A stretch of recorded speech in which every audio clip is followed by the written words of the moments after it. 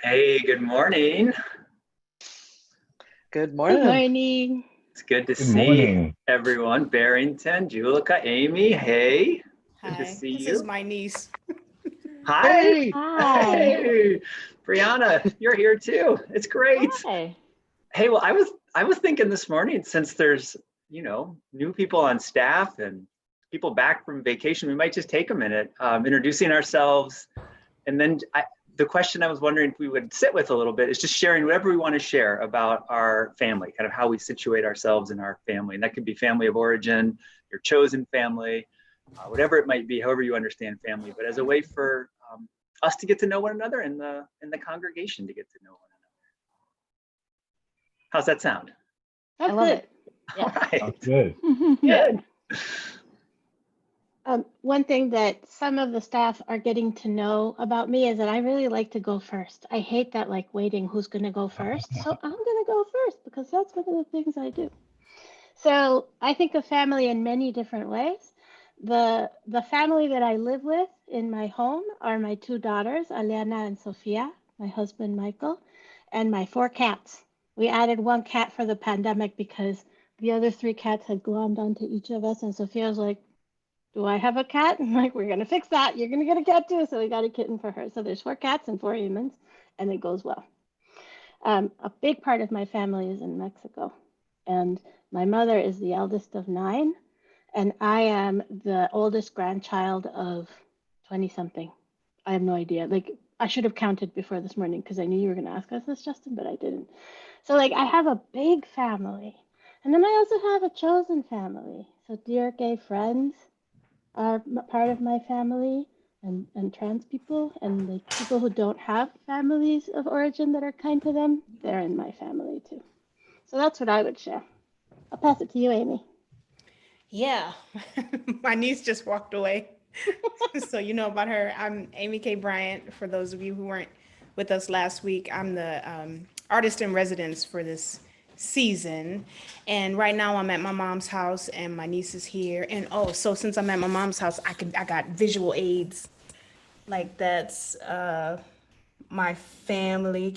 I can't see if you can see that or not. In a nutshell, that's me in preschool. Oh my God, that is so cute. Yeah, but like we're a family of women.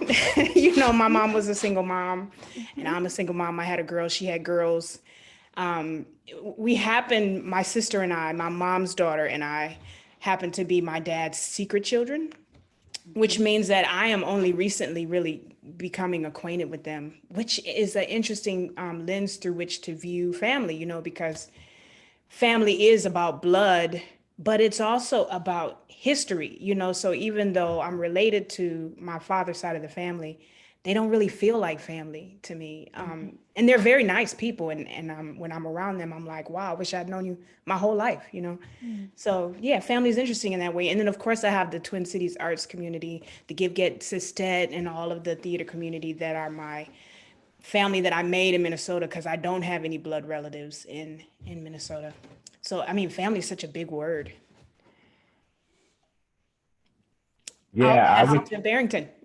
I would say, yeah, Amy, I agree with that. Family is such a big word, and Julica, exactly the same. There's so many different connections and definitions of family.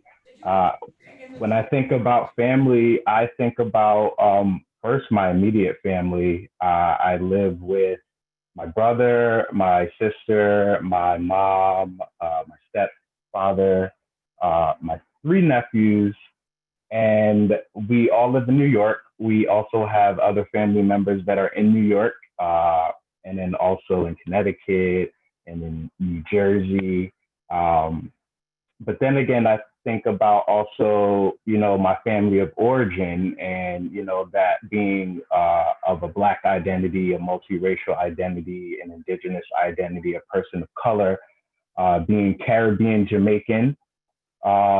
And then there's also the independent aspect of me. So I also connect to people who are independent, definitely the oppressed community, my community now here at First Universalist, and also my community at the center, LGBTQIA communities. What else? And then there's just all these other connections that I make with other people that feel like kindred spirits that become a part of my chosen family. So yeah, that's what I can say about family. I'm wondering if Bryana would like to tell us about that as well. I would love that. Thanks for the invitation, Barrington. And lovely to hear about y'all's families. So I'm the youngest of three kids. I have a brother on my dad's side and a sister on my mom's side. So technically they're half siblings, but I don't call them that. They're all my blood. I'm the daughter of Robert French and Sybil Williams, who met in the South Side of Minneapolis at Central High School. So those of you longtime Southsiders, that is not the St. Paul Central, it is Minneapolis Central. And granddaughter of Helen Chapman and Becky Talley, may they rest in peace. I'm now wife to Ben Gazzola, dog mom to Maya, and a stepmom to Jack and Signe. And what else can I say? I'm auntie to 6 nieces and nephews, which is really important. And then shout out to my cousins. We have a cousin council that we get together on Facebook.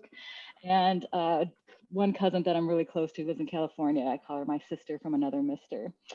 And then finally, I guess the chosen families that I've got an academic family of dope Black psychologist women that have raised my intellectual self. So we still stay in community. And I'm gonna pass the mic to Jen. Let's hear about your family. Hey, I'm loving this. I like hearing about everybody's people. Let's see. Wow, I was thinking about this morning, and I feel like family for me is about tapestry. It's about the way that people get woven into my life, and I get woven into their life. And there's certainly the folks I live with who are near and dear to me, my wife and 2 kids and our 2 dogs. And usually we have a young adult or a teenager staying here, living with us as well, whoever needs a spot. So that's always been a part of our home life, is making room for other people that need a place. And yeah, I think chosen family has been important to me always, but especially since I came out as a lesbian and queer, and also since I became a recovering person. So I would say the recovering community and the queer community are just a huge part of my life, and that's part of what is important to me. So I'll pass it over to Justin. Man, I could not be enjoying this more. I'm so grateful for the sharing. So I come from a family of 5. My parents are about to celebrate their 50th wedding anniversary. And so I've been thinking a lot about the history of my people and where we come from. And my dad's been doing a lot of that genealogy work. And it's been really significant in my own formation, I think, understanding kind of my white identity, but also the more nuanced pieces of my German ancestry and English ancestry, and kind of that transition to this country and the challenges that some of my very, very distant family experience. So the other thing I'll share is that by some sort of random stroke of fate, a number of family, well, it's not random. I mean, I don't know how it all happened, but it happened where I live in Minneapolis, my brother and his wife live in St. Paul, and I have a sister and her husband in Duluth. And so get to be an uncle to their kids, which I am loving. And my parents also live outside the Twin Cities. And so we have been able to actually be together, physically distanced together a number of times this summer. And that has been such a nourishing thing in this time of not being able to gather in so many ways. So that's just a snapshot of my family. And maybe we'll come back to this. I'm seeing in the chat, people were enjoying this, and I certainly enjoyed it as well. Thanks for being open and vulnerable, everyone. That was really powerful. Let's jump into our service, though. That is part of our service. We are building relationships and getting to know one another and everything we do. So I want to welcome everyone who's joined us. My name is Justin Schroeder. I'm one of the ministers here at First Universalist Church, and we're really glad you're with us. I know a bunch of you have already put in the chat box, said hello, said where you're from, but if you haven't yet, you're welcome to do that, and just make sure you're sharing that note with all panelists and attendees so you can read it. I also want to remind you that we can't see you, we can't hear you, and so just feel free to keep on being in your groove, whatever that is, if you're just sitting or walking or however you're joining us this morning. I know there are folks who join us on the phone, and so we welcome you. We welcome folks from around the state and the Twin Cities, folks from outside the country. It's really good to be together.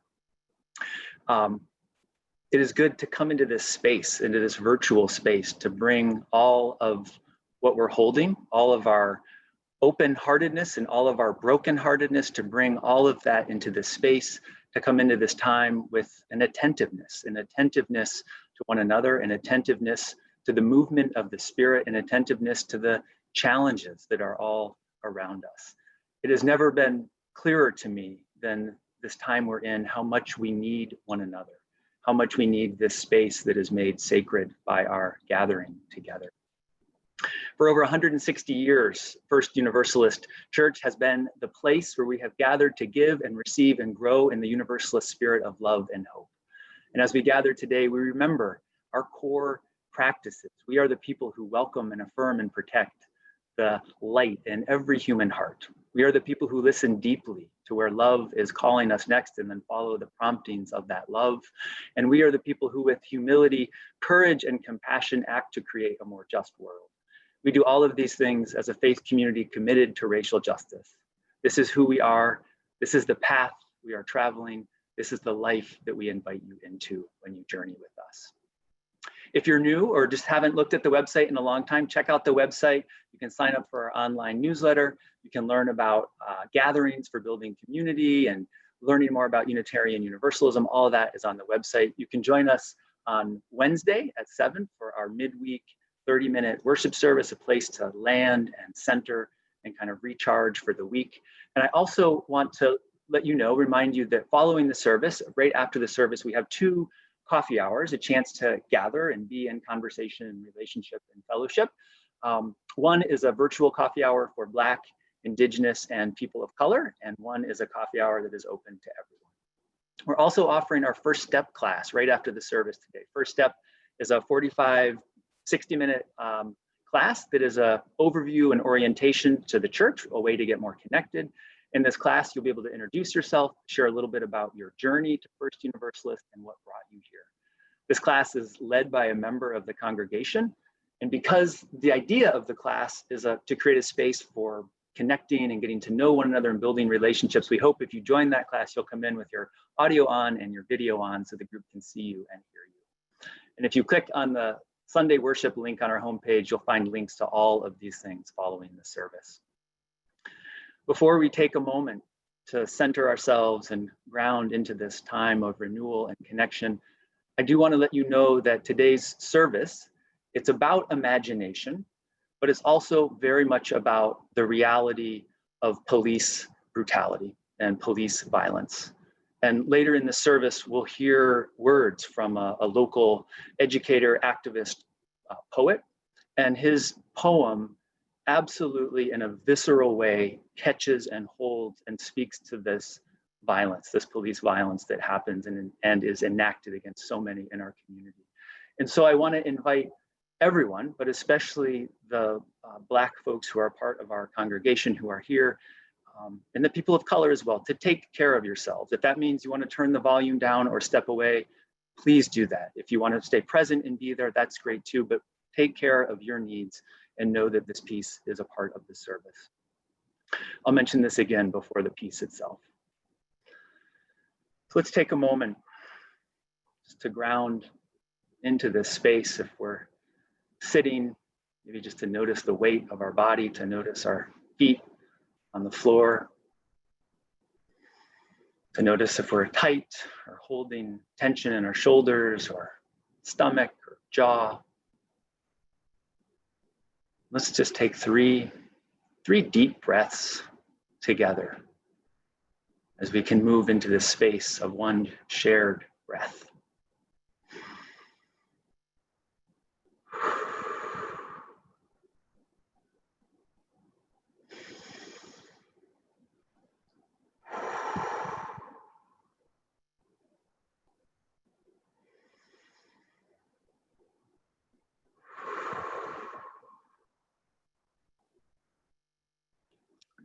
And now if you have a candle with you or a chalice nearby, I invite you to light your chalice as Rosanna and Eleanor will lead us in our chalice lighting words.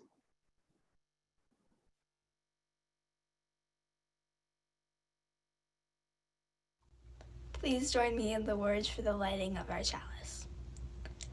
Love is the spirit of this church, and service is its law. This is our great covenant, to dwell together in peace, to seek the truth in love, and to help one another.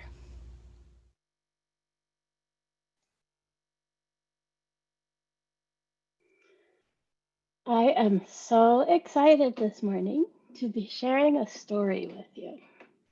The story I want to share with you today is the story about the March on Washington for Jobs and Freedom, which is the official name of the big March on Washington that you probably know about because it is the day that the Reverend Dr. Martin Luther King Jr.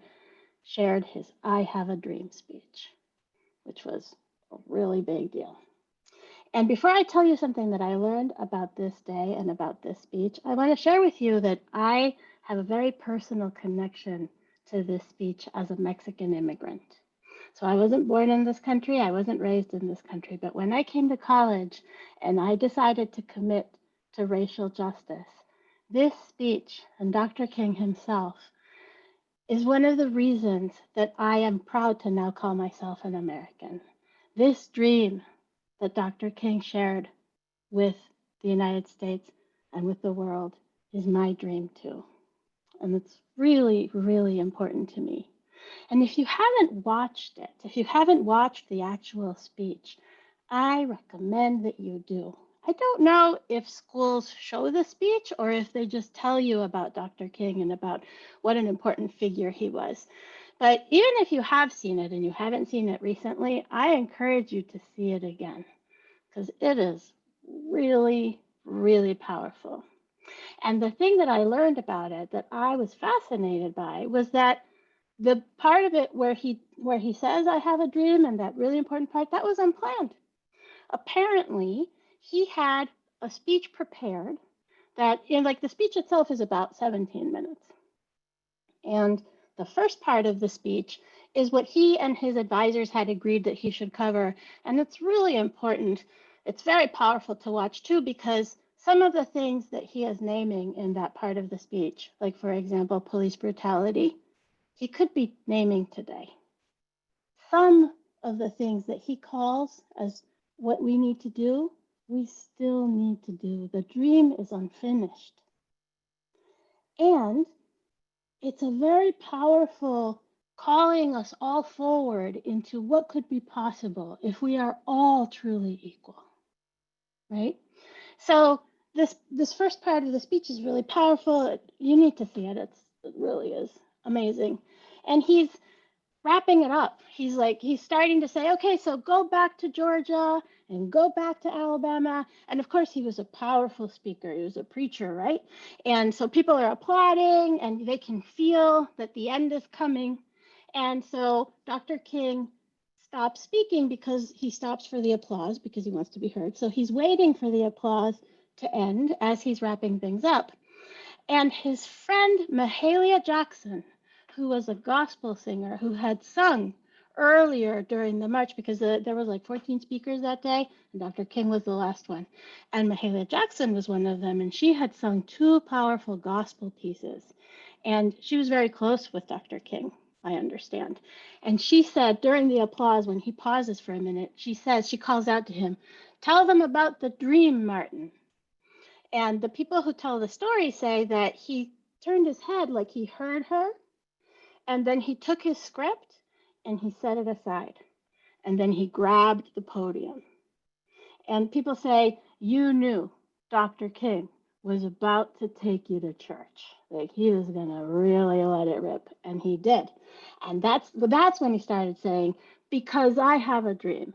I have a dream that my children will be judged by the content of their character and not the color of their skin. I have a dream. And I can't do it justice. That's why you need to watch it because it's so powerful. And this dream that he speaks into being more powerfully is such an important moment, not just in our history, but in our current reality. And what I love about it is that he lets the dream come through. It wasn't scripted. It wasn't planned. He just felt it. He felt this possibility of integration and of equality, and he named it in this powerful, powerful way. And it's such a lesson in being a vehicle, letting something bigger than you use you, like justice, right? And it's so exciting. I mean, I just love that moment. And I want to share that with you. And I want to share that's how it happened. And the other thought that I want to share with you as I'm wrapping things up is that it's also a lesson for us in creating new dreams. Because for me, like, we have two assignments as a result of this speech. One is to complete the dream that Dr. King named. But secondly, to create new dreams, to lend ourselves to radical imagination, to what is possible. Because perhaps for us, defunding and abolishing the police is as difficult to imagine as integration was to people who were segregationists back then. Because like back then, Black people couldn't use the same water fountains, couldn't sit at the same counters, couldn't go to the same schools, right? Like, it was impossible for some people back then to imagine that white people and Black people could be together. And that's what Dr. King said. Our children can hold hands. We can be together. And that was radical then. So my question now is, what is radical for us? How can we be radical, and how can we let the dream speak through us? So thank you for letting me share my thoughts with you. I look forward to this and many other conversations that we'll have. And now I would like to introduce Aimee and the Give Get Sit Stet, who performed this wonderful concert a couple of years ago in June of 2017 at Wolf Park of St. Louis Park. And we're going to watch just a small portion of this concert. So let's listen and watch together.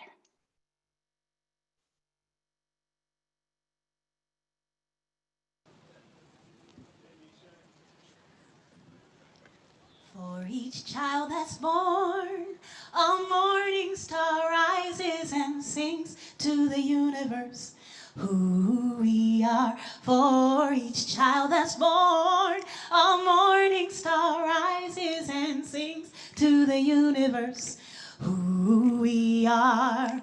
We are a grandmother's prayer. We are a grandfather's dreamings. We are the breath of the ancestors. We are the Spirit of God. We are mothers of courage, fathers of time, daughters of dust, sons of great visions. We're sisters of mercy, brothers of love, lovers of life, builders of nations. We're seekers of truth, keepers of faith, makers of peace, wisdom of ages. We are a grandmother's prayer. We are our grandfather's dreamings. We are the breath of the ancestors. We are the Spirit of God. We are one, the number of the sun. We are the hands of God. Our heartbeat is his drum. We are the physical manifestation of one love, grown from one source all life is made of. We are many diverse expressions of one spirit, one life over and over with no limit. We are one power, one truth, one God, one light, one energy, one everything, one everything. We are our grandmother's prayer. We are our grandfather's dreamings. We are the breath of the ancestors. We are the Spirit of God. For each child that's born, a morning star rises and sings to the universe who we are. For each child that's born, a morning star rises and sings to the universe who we are. For each child that's born, a morning star rises and sings to the universe who we are, who we are, who we are. We are one.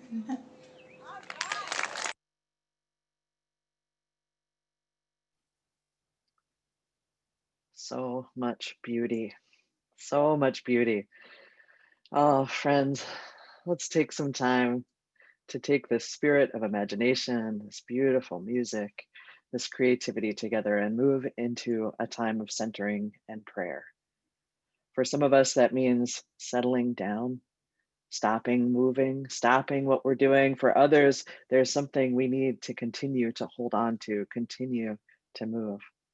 I'll guide you through my own centering as we move into this time of prayer, but please, as always, do what is exactly right for you. So for me, I am feeling my feet on the floor. I am digging my bare feet into the carpet and feeling the softness. I'm letting my back straighten, my shoulders roll up and down. And I am going to breathe intentionally and on purpose, letting that oxygen flow in to create space, not just for my body to settle, but to open up space in my heart and mind and spirit as well. And I'll invite you into 3 deep breaths, just like we do at the beginning of our service. I'll invite you, if it feels comfortable, if it works for you, this is how I do it. Deep breath in. Slow breath out, pushing the air out like a bellows.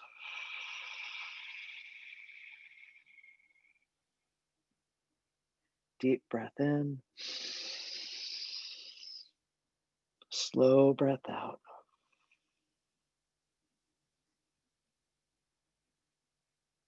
And one more deep breath in. Full, slow exhale.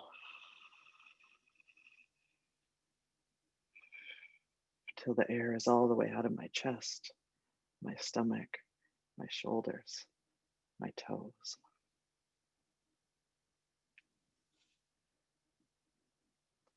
And it is from this place that we pray. The African-American theologian and pastor and prophet advisor to Dr. King, Howard Thurman, like to say that God has placed a crown above our heads that we then spend our entire lives trying to grow tall enough to reach. So as we are in this time together, I invite you to imagine that crown that lives over your head, over our country's head. Imagine that hope, that expectation, that dream, that radical possibility. What is that crown for you? Is it a way of loving and living? What is that crown for you that makes you straighten your back? Feel the string that goes from the base of your spine to the top of your head go from slack to taut as you try to reach it. Is it the love of this community, the hope of our ancestors, the dream of this country that is beckoning us, that is calling to you? That is that crown of possibility over your head that we will spend our whole lives trying to grow tall enough to reach. Spirit of life and love, help us to know that crown. Help us to know and feel that love, that hope, that dream. Help us remember the crown that is always there that we are trying to grow tall enough to reach. Help us remember the impossible that will someday be made possible by our hopes, our hands, and our hearts.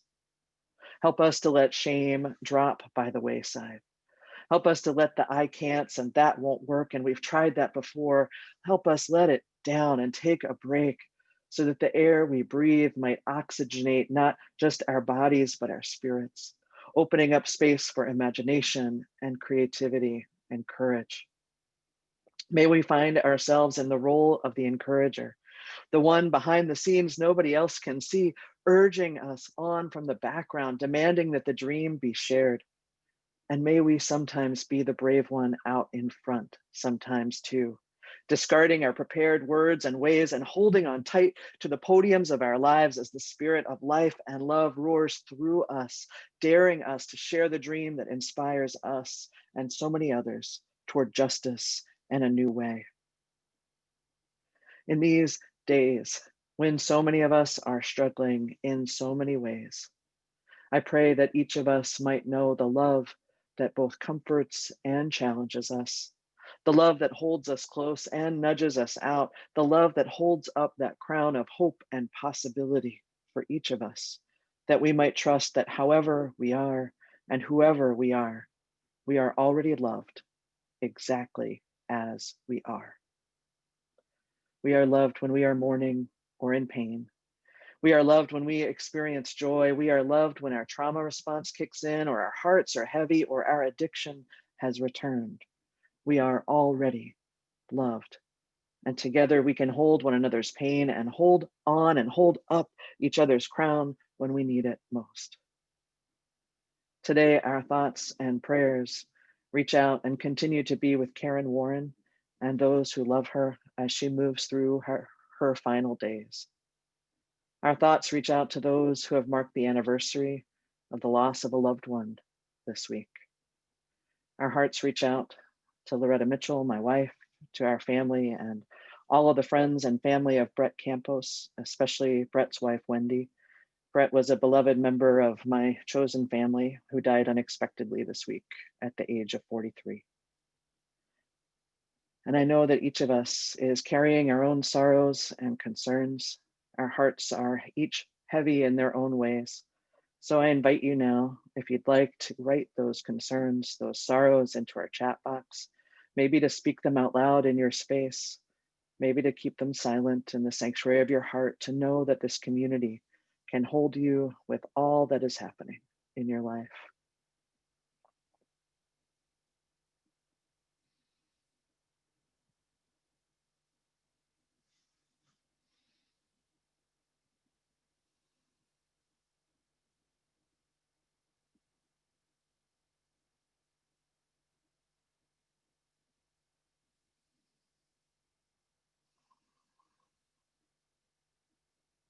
Thank you for all that you're sharing, for all those whom you are remembering, for all the challenges you are holding, the sorrow you're carrying.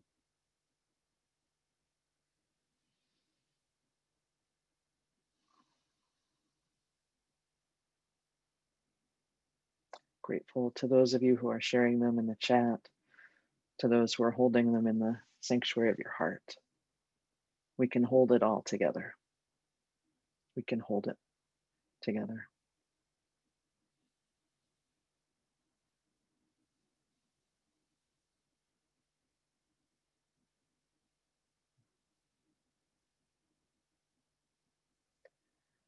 We know that these are times of losses big and small, times of mourning and endurance, and also times of surprising grace that has a way of sneaking in and delighting us, ways that we cultivate that joy too. So in this space, I invite us to hold it all together, and I invite you to share as you'd like your joys, your surprises, those moments of grace, things that are keeping you going in the chat as well.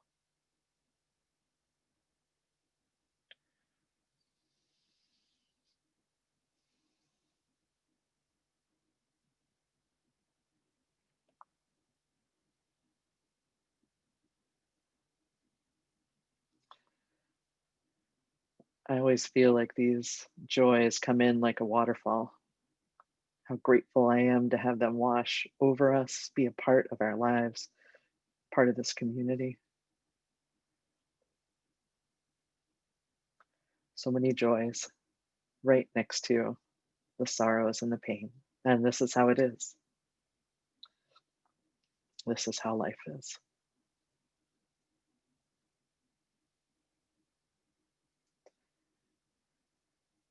So with these joys flowing in, we pray together again. We pray that the grip of addiction might be loosened, that the weight of oppression might be lightened, that grief might be shared, that joy might break through, and that love will make every suffering bearable for us all.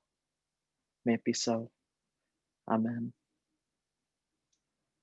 And now let us sing together as we wish, Spirit of Life.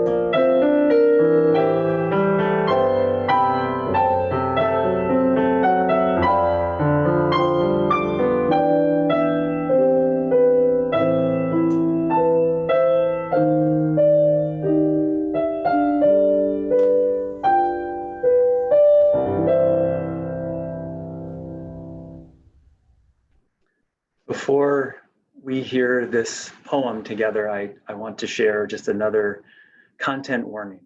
It is a really impactful piece, and I suspect will land on all of us with a particular weight and heaviness, but I think it will land, or has the possibility of landing, on Black and Indigenous and people of color with a different weight and a more visceral response. And so if that is the case, I invite you to turn down the volume or just turn away, whatever you need to do to take care of yourself. We will hold one another. We will hold you. We will take a breath together. Let's do that. Let's just take a breath together, being grounded in this space. And let us watch and hear these powerful words from H. Adam Harris.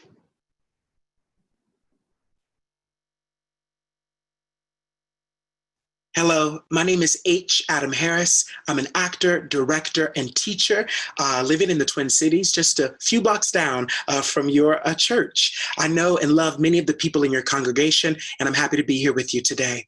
I wanted to share a poem with you. This poem is called Assume the Position by Jive Poetic. The train came with a police officer on his gun. He shifts his weight against the door. A flashback loads the first time a service weapon was pulled in my face. The second time, it made me lay on the ground. The third time, it put my hands in the air. The fourth time, it pushed me against a wall. The fifth time, it told me it was just doing its job. The sixth time, it kicked my feet apart. The seventh time, it followed me home. The eighth time, it grabbed my shirt collar. Read the signs. It's illegal to move between cars. Read the signs. My body knows how Klan rally a cop's gun feels at eye level. The ninth time, the barrel cocked its head. The 10th time, it told me it missed me the last time. It said, burning Black bodies is a tradition it was raised on.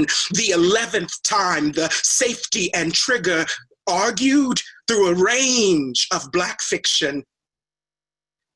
I could have been any made-up one of us. Ricky or Weebay, Mad Max or Trey, we all look the same under the right racism anyway. The 12th time, it dared me to swing. The 13th time, I thought about it. The 14th time, I almost did it. The 15th time, there were no cell phones. The 16th time, just covered badges. The 17th time, it searched me for the broken laws it thought I was. The 18th time, I assumed the position without anything being said.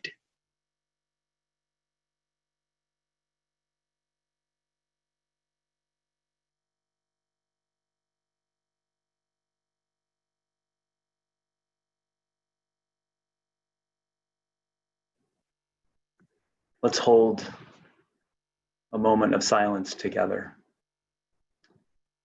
to hold in our hearts and minds those who have been murdered by the police, who have been targeted, harassed, violated, threatened by the police.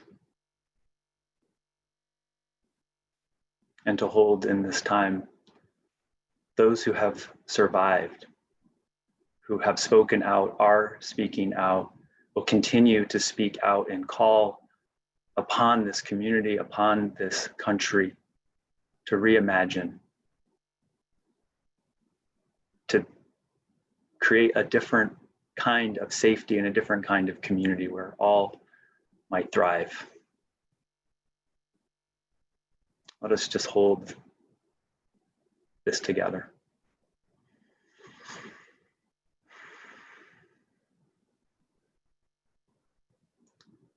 Amen. Bryana, I'm so glad you're with us this morning, and we are ready to hear what you have to share, and I want to invite you to share your message with us this morning. Thank you, Justin. Thank you, First Universalist. I have to be honest with you. When I first heard the call to eliminate the police department back in 2016, I was skeptical and resistant. I mean, I was critical of policing for sure, and was out there demanding justice after Jamar Clark and Philando Castile were murdered by local police departments. But I also thought it was too extreme to completely do away with policing. I mean, what would there be in its place? How will we be safe? I toyed with the idea of adopting other models, such as in Britain, where officers don't carry guns, but thought, well, we have too many guns here in the US for that to work. The NRA makes sure of that. I was intrigued, though, after learning that policing in the US started as slave patrols to return enslaved Black folks to owning whites, and thus they were always set up to stifle Black, Brown, and Indigenous freedom. I donated to MPD 150, but didn't fully read the report, if I'm honest, and let the idea fade to black. But then spring 2020 happened. On May 6th, I watched a video of Ahmaud Arbery getting shot down in the street in broad daylight by vigilantes in suburban Georgia with no arrests. The next day, I learned that Sean Reed was killed by police in Indianapolis. And on May 12th, Breonna Taylor's murder by police in a midnight no-knock warrant came across my feeds. All this while reeling from the devastation that COVID-19 was wreaking on Black communities, feeling worried for my parents who are immunocompromised and working in the public. It all felt overwhelming.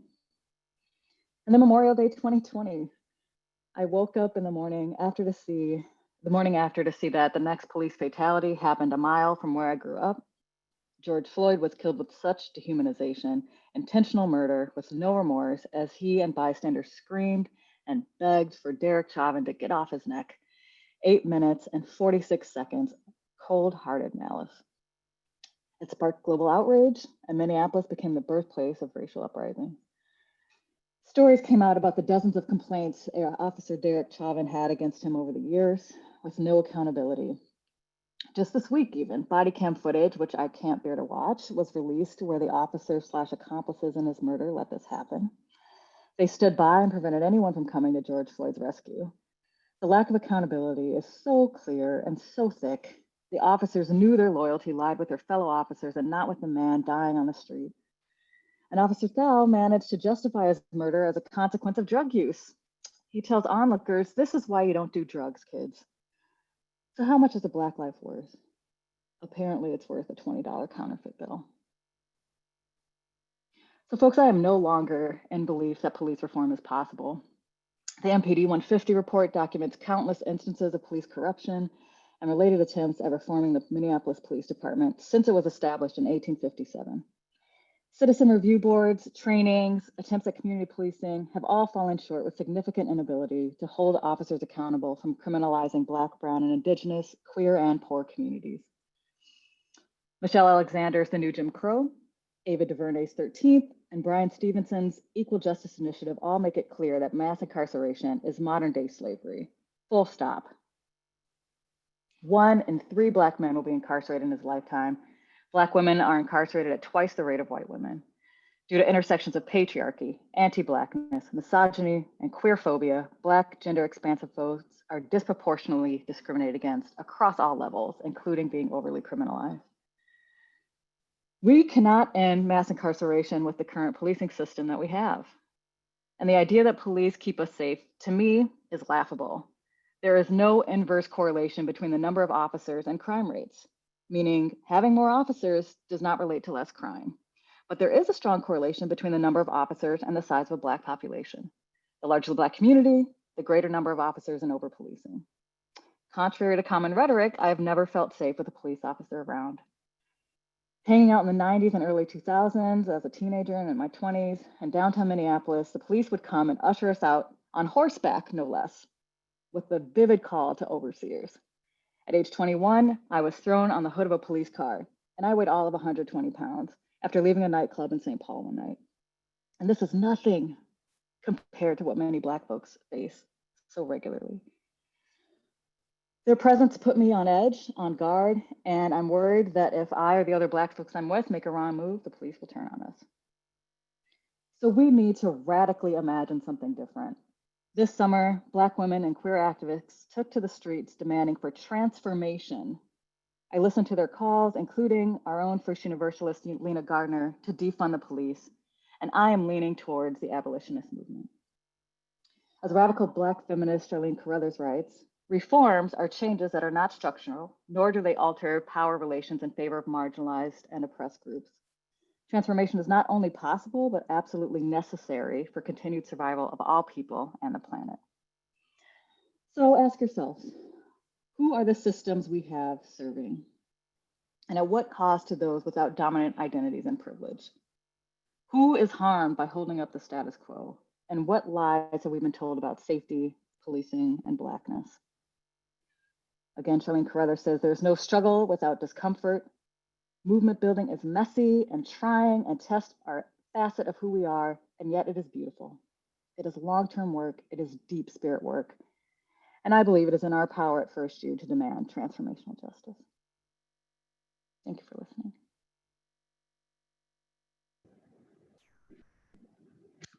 Thank you, Bryana. We have received your call. You have put a charge out there, a project, a struggle, and we have received that. And as a whole congregation, it's true that we haven't yet set a course as it relates to reimagining policing. But many of the communities within the larger community of First Universalist have been working for months and for years to end policing as we know it and to end police brutality. And part of our work this year as a community of faith, as a congregation, will be to determine how we can act on our faith to support a deep and profound reimagining of safety and policing itself. And we can do this. We can do this because we are a religious people of radical imagination. That is in the origins of our faith. Our Unitarian ancestors, after careful study and thoughtful analysis of the Bible, they saw evidence of one God, one source of love, one spirit of life, one unifying energy, and they understood Jesus as a human being, as an ethical teacher, as one who worked with those who were seen as expendable or discarded or rejected. He found his power and strength in ministry with those at the edges of the empire. And so the Unitarians said, it's not a trinity, it's a unity, radical reimagining of Christianity. Our Universalist ancestors took a good hard look at the Bible and a good hard look at the teachings of Jesus. And what they saw over and over and over again was God being described as love. And they could not conceive of a punitive or violent God that would damn anyone to hell. Our Universalist ancestors imagined God, or the spirit of life, use the language that works for you, as possessing this entirely different kind of love than was being presented in other Christian traditions. They imagined this love that was not conditional, it was not contingent on behavior or contingent on a confession of faith. They imagined a love that was not just for some and then no one else got any of that love. They imagined this love that was wildly inclusive, that held everyone. Our Universalist ancestors trusted that people could and would be changed if they were embraced by such a radical love, instead of being threatened with hellfire or damnation or brimstone and punishment. These early Universalists, and to this day, imagine a circle or a sphere or a container of love and care that holds everyone and everything and asks us to be accountable to care for that whole of creation. In other words, nothing was outside of God's love, of that spirit of life in its embrace. Each child born was a gift to the universe, was a grandmother's prayers or a grandfather's dreamings, was the breath of the ancestors, the spirit of God. The Universalists bet everything. They pushed their whole stack of chips in on the bet that God was love and that God wanted human beings to love the hell out of the world. This is radical imagination, and this is our heritage, and it is hard hard work. Though our heritage is full of this radical imagination, our religious institutions and leaders within Unitarian Universalism have often maintained a harmful status quo. In other words, we've often quoted Dr. Martin Luther King and the dream speech and that vision, and at the same time, we've been complicit in perpetuating a nightmare by our actions and inactions. As Julica reminded us in that story, in 1963, Dr. King and so many others had been talking about the history of police brutality that had been, was ongoing, and still continues to this day. 6 decades later, that same call to end police brutality is still going out, despite countless reforms, countless cultural awareness trainings, countless efforts to create change. Right now, as Adrienne Marie Brown says, we are in an imagination battle. We are in the middle of an imagination battle. She goes on to say, Trayvon Martin and Mike Brown and Renisha McBride and so many others are dead because in some white imagination, they were dangerous. And that imagination is so respected by those who kill based on an imagined radicalized fear of Black people, that those who kill are rarely held accountable. So we are in an imagination battle. We are in an imagination battle right now. The insidious imagination of white supremacy eats away at our very souls. It distorts reality. It ruptures relationships in the human family. And it is still the foundation upon which this country was founded. Anti-Blackness, white supremacy. It is the insidious imagination of white supremacy that speaks of reforms, that speaks of tweaks and adjustments and minor changes to policing, when the system itself is doing exactly what it was designed to do. It is doing what it was designed to do with the tacit consent of white America as it puts its knee on the neck of Black and Indigenous and people of color. And so today, the fight against police brutality sounds like abolish the police, which means simply abolish, get rid of the system, the broken system we have. Today, the fight against police brutality sounds like defund the police, which means defunding the current system as it exists, and then resourcing other essential human services and letting communities determine how to best meet the needs they have. We are in a moment where our faith is calling us to a profound reimagining of everything. This mess we're in, the violence of supremacy thinking, the racial hierarchies that separate us one from another, the misogyny that is still so rampant, the capitalism that extracts from the earth and human beings without limit, those things are not sustainable.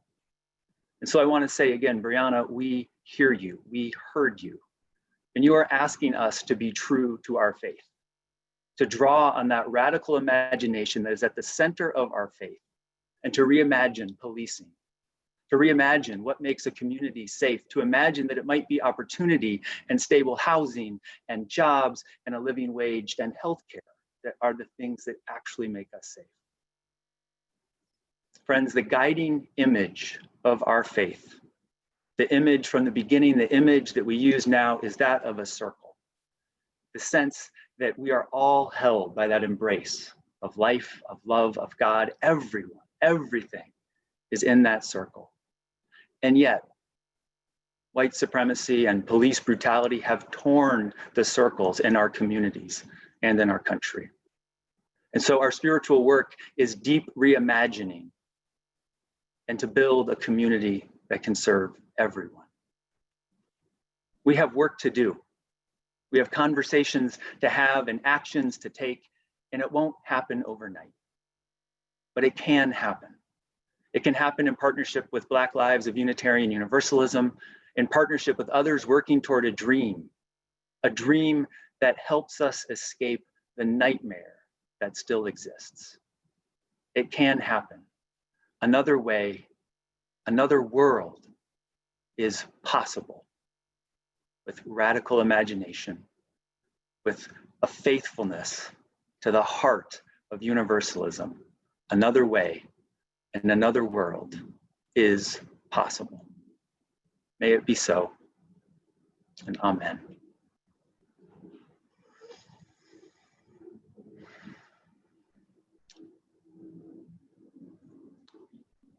So this morning, our offering will be a 50-50 split between First Universalist Church and the Twin Cities Coalition for Justice for Jamar.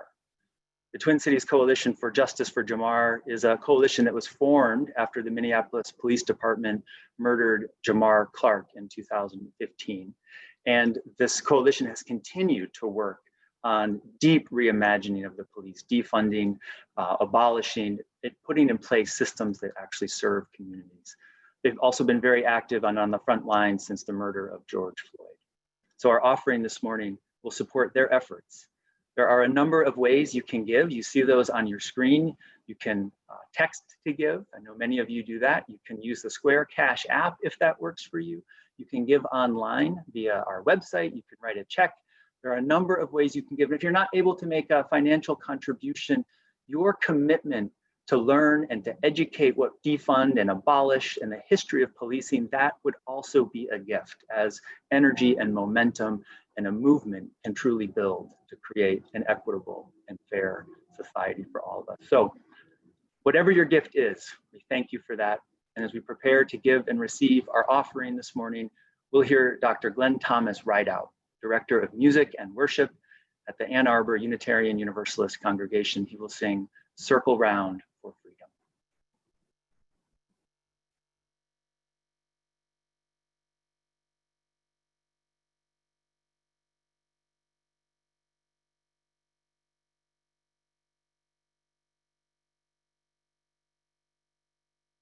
Circle round for freedom, circle round for peace, for all of us imprisoned, circle for release, circle for the planet, circle for its soul, for the children of our children. Keep the circle whole. Circle round for freedom. Circle round for peace. For all of us imprisoned, circle for release, circle for the planet, circle for its soul, for the children of our children. Keep the circle whole. Circle round for freedom. Circle round for peace. For all of us imprisoned, circle for release, circle for the planet, circle for its soul, for the children of our children.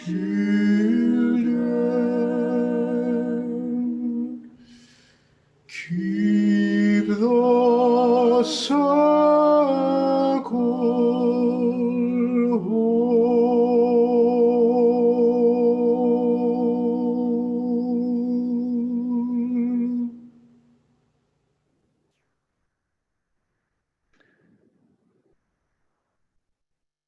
Thank you, Dr. Glenn Thomas Rideout, for such a beautiful, beautiful piece.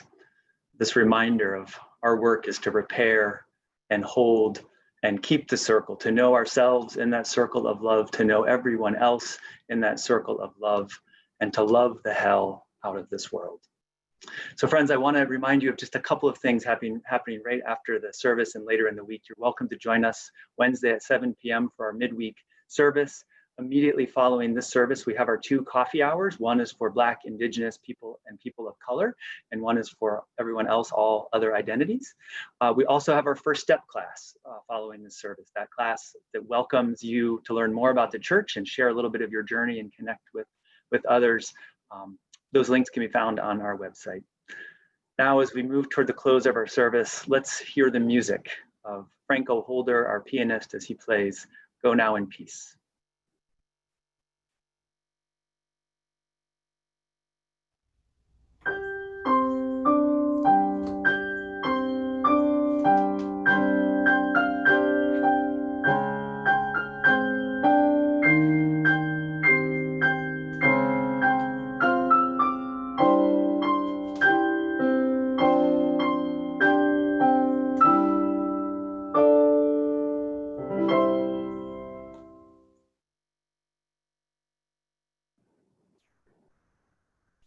As we lean into the radical imagination of our religious heritage, as we do that together, may we all be blessed and may we be a blessing.